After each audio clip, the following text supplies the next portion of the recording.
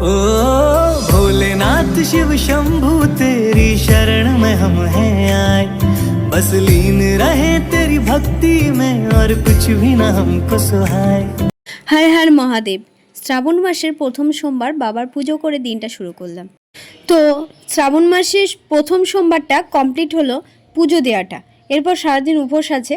তো শ্রাবণ মাসের সোমবারগুলোই কিন্তু আমি ভাত টাত খাই না, শুধুমাত্র সাবু খাই ঠাকুরের প্রসাদ খাওয়ার পর, মানে পুজো দিয়ে আসার পর সকাল থেকে নির্জলা উপোস থাকি, পুজো দেওয়ার পর ঠাকুরের প্রসাদ খাওয়ার পর সাবু মাখা খাই। তো সারাদিন কিছু খাই না, আবার রাত্রেবেলায় গিয়ে ফল মিষ্টি এগুলো খাই, কিন্তু সারাদিন মানে একবারে উপোস থাকি তো তারা কিছু খেতেও ভালো লাগে না। তো এই যাই হোক এটা খাই, বা কোনো সময় আগের বছর যেমন সাবু খেয়েছিলাম দুবেলায়, মানে রাত্রেবেলাতেও সাবু খেয়েছিলাম, দিনের বেলাতেও দুপুরবেলাতে সাবু খেয়েছিলাম।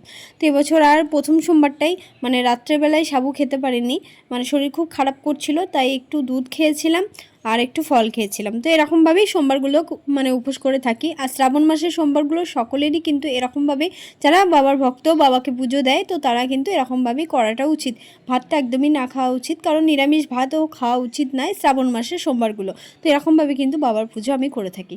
তো হর হর মহাদেব, যারা শ্রাবণ মাসের সোমবারগুলো করো তারা এরকমভাবেই করতে পারো। নিরামিষ বলে অনেকে যে নিরামিষ খাবার খেলে হয়, কিন্তু আমি খাই না।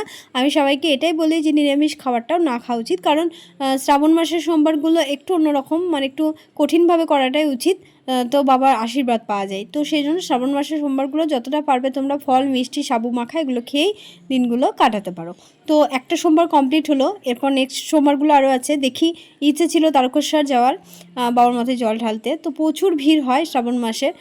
তো দেখা যাক, তোমাদের সাথে তো সব কিছুটাই শেয়ার করবো, তোমরা ভিডিওগুলো দেখো, আশা করি তোমাদের ভালো লাগবে। আর ছোট্ট একটা ব্লগ তোমাদের সাথে শেয়ার করলাম।